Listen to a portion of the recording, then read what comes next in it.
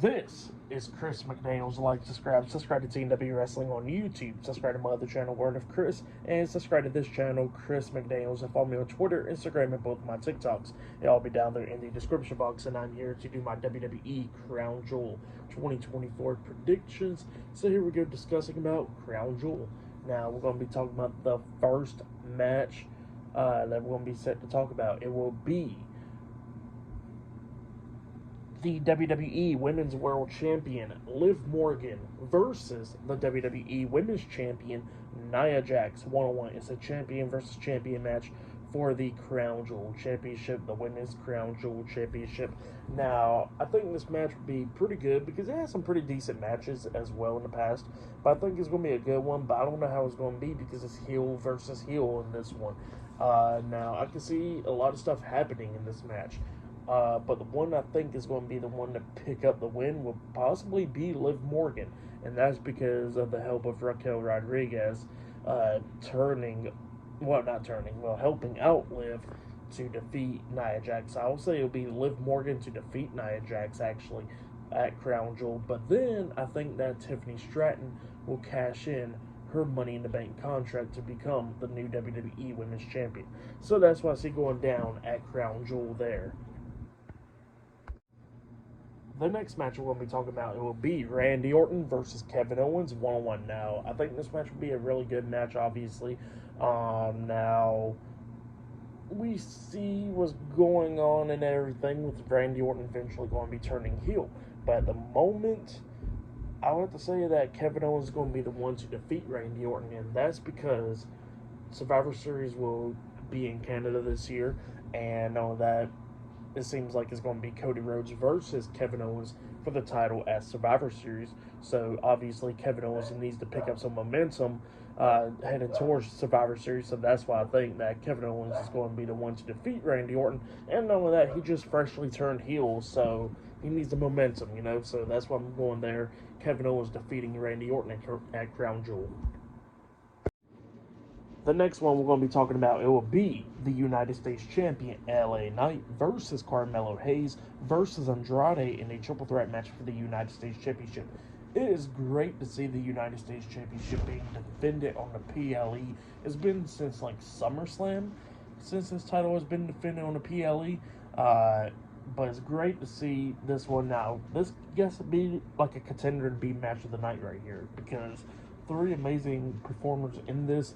Carmelo Hayes and Andrade's barely on PLEs like that. Like, they've been on a few this year, but not really much. So it's great to see them finally getting like a spotlight on a PLE. But the one I see picking up the win in this one is LA Knight. I don't see LA Knight dropping the United States Championship yet. So yeah, that's what I see happening there. LA Knight defeating Andrade and Carmelo Hayes for the United States Championship. The next match we're going to be talking about, it will be the WWE Women's Tag Team Champions Bianca Belair and Jade Cargill versus Io Sky and Kairi Sane Damage Control versus Lash Legend and Jakara Jackson Metaphor versus Chelsea Green and Piper Niven in a Fatal 4-Way Tag Team match for the WWE Women's Tag Team Championships.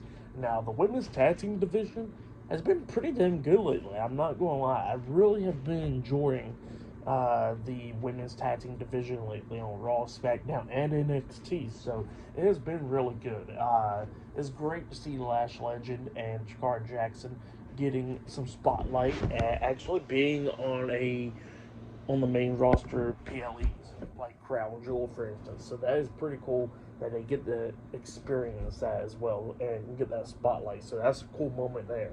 And I think this match will be a pretty good one as well. It's great to see Chelsea Green and Piper Niven getting some spotlight as well, and so many others, obviously. And the women's tag team titles has been getting some pretty good spotlight, which, thank God, because those titles have been dead for so long, and now it looks like it's coming back to life. But other than that, we got to talk about who's going to be the ones winning this match. I don't see Chelsea Green and Piper Niven winning, and I don't see Lash Legend and Jakara Jackson winning, even though it would be cool to see the women's tag team titles down there in NXT because they do got some pretty good tag teams for the women's stuff down there.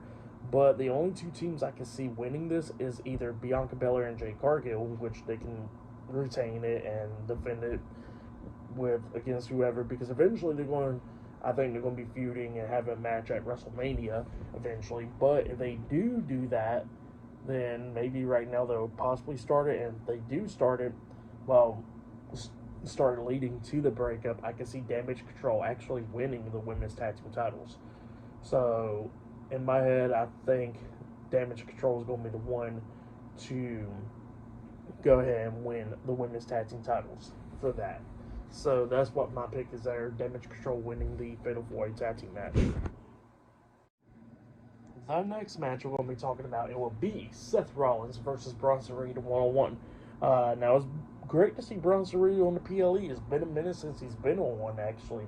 And I think this match will be a really good one between these two guys.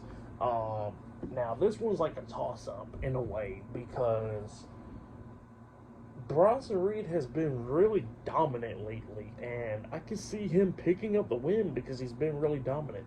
But then at the same time, I can see Seth Rollins picking up the win, not only because he's the biggest superstar and all that stuff, but, you know, if he's going to have that match against CM Punk at WrestleMania, he'll possibly be needing to pick up that momentum heading towards Mania for that big match against Punk. So I think that Seth Rollins will be the one to defeat Bronson Reed at the PLE at Crown Jewel, and they do have a rematch. It'll possibly be on Monday Night Raw where Bronson Reed wins. I don't know, but that's my pick there. Seth Rollins defeating Bronson Reed at Crown Jewel.